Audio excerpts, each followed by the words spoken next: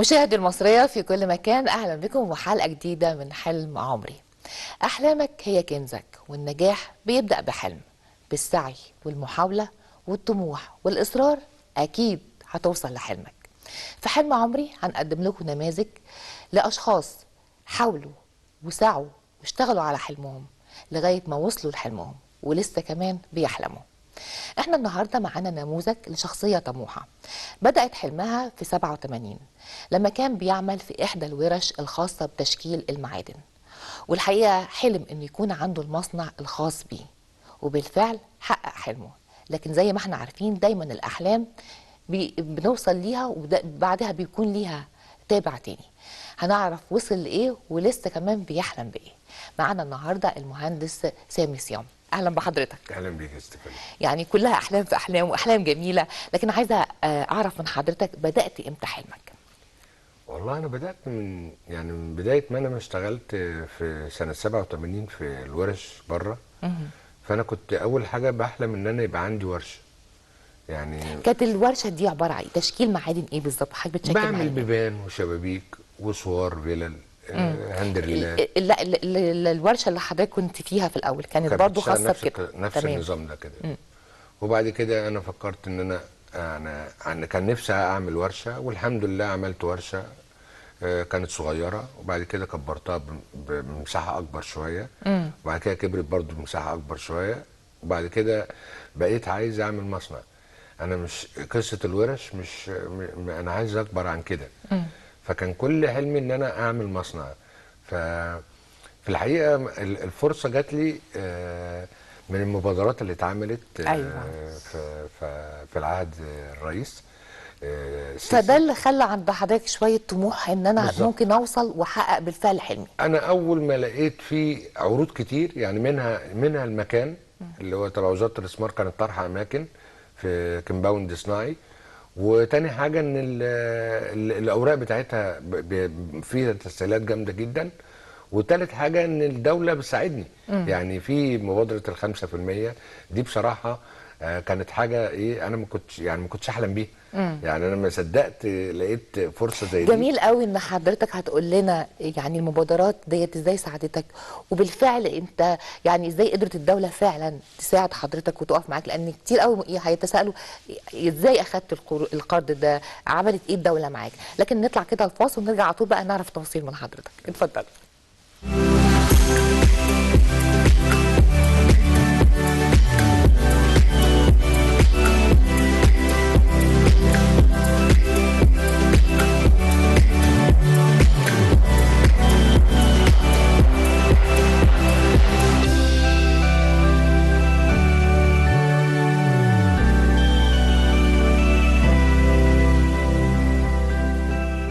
ورجعنا لكم تاني مع المهندس سامي صيام، وعايزه اشكر المهندس سامي. الحقيقه اهدانا يعني لوجو حلو قوي، حلم عمري. شكرا لحضرتك وفوق الرائع.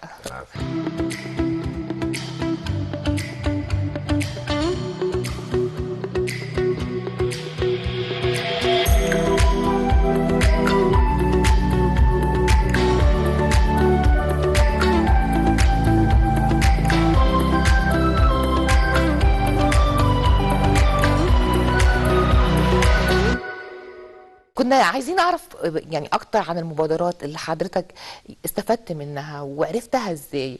يعني عرفت ازاي مثلا عن طريق الجورنان، عن طريق التلفزيون، عرفت ازاي بالمبادره ديت ورحت وعملت ايه؟ قول لنا كده الخطوات اللي انت حضرتك تبعتها. انا رحت قدمت على اول ما اتطرحت علينا الوحدات الصناعيه ديت، طرحت طبعا في الجورنان. فانا اول ما عرفت بيها رحت اتقدمت واشتريت كراسه وعملوا قرعه وطلع من نصيبي الحمد لله وحدتين كمان، مش واحده. انا كنت مقدم على وحدتين والحمد لله الوحدتين. يعني ممكن حد يقدم على الوحدتين وياخدهم؟ ولو عايز 5 ياخدهم. مفيش مشكله. والاسعار يعني معقوله متوسطه. يعني بالنسبه للي عايز يصنع ولا حاجه، لا يذكر يعني. رقم لا يذكر. والحمد لله. طب كان في محاوله لحضرتك قبل كده عشان تعمل برضو مصنع؟ كتير بس ما حصلش. لا. كان ايه العوائق اللي كانت بتقابلك قبل ان كده؟ القرعات ما بتبقاش من نصيبنا خالص. بتبقى معروف مين اللي هياخد ومين اللي هترسى على مين كده. ما فيش شفافيه خالص. خالص اطلاقا. انما المره دي بقى كلها حضرتك شايف شفافيه، اللي عايز بيلاقي. ما كانتش وصلت لي، لو ما فيش شفافيه ما كانتش وصلت لي.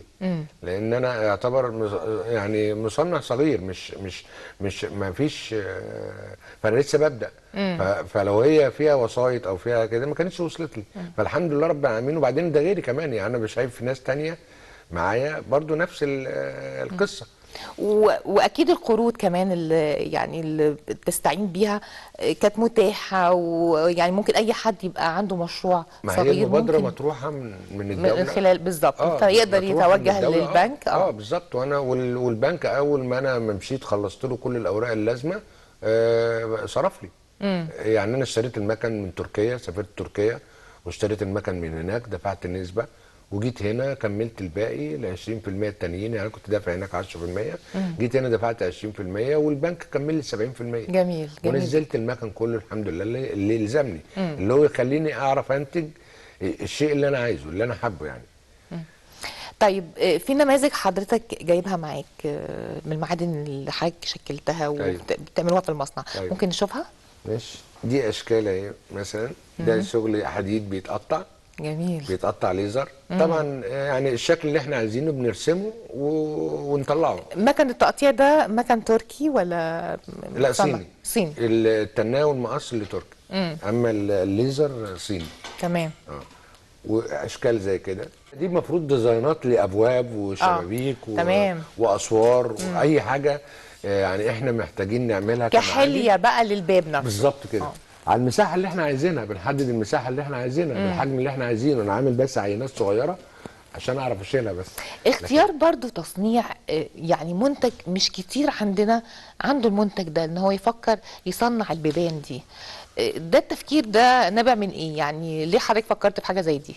والله انا اكمن انا كنت بلاقي ان اغلبيه البيبان دي كانت بتيجي من بره، يعني كانوا بيستوردوها، وانا كنت شايف ان هي بسيطه جدا انا اقدر اعملها واقدر انفذها بنفس الجوده.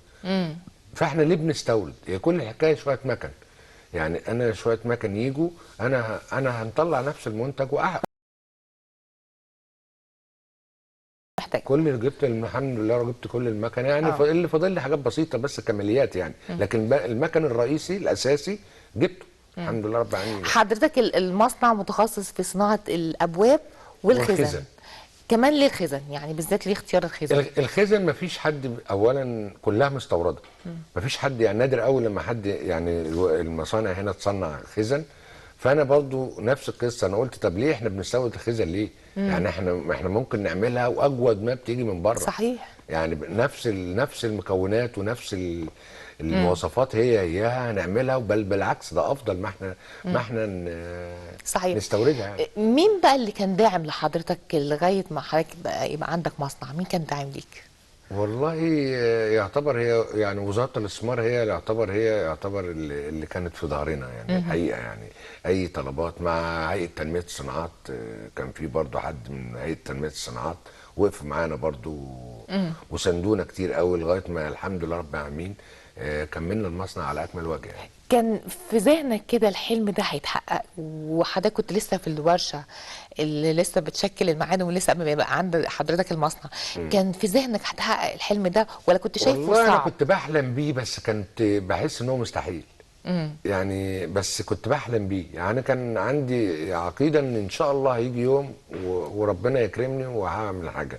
فلذلك هي ما اتطرحتش غير في المبادرات الاخيره في عصر الرئيس يعني.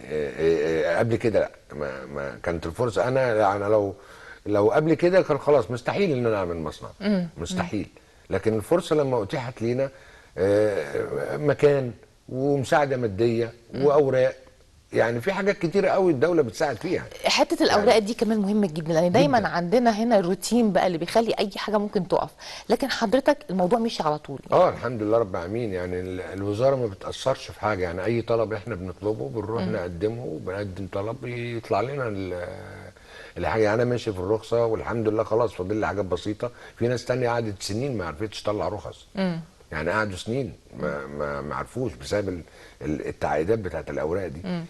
بس اكيد بقى برضو الجزء الخاص بحضرتك وشخصيه حضرتك انك تصر انك تنجح وتسعى، وحتى ممكن تبقى فشلت كذا مره ان يبقى عند حضرتك مصنع، لكن اصرارك هو اللي وصل طبعا للنجاح. طبعا انا كنت بصر لدرجه ان انا كان في ناس يعني بتقول لي ان انت سنك كبر ومفروض ان انت يعني تنسى كفايه ورشتك وكده.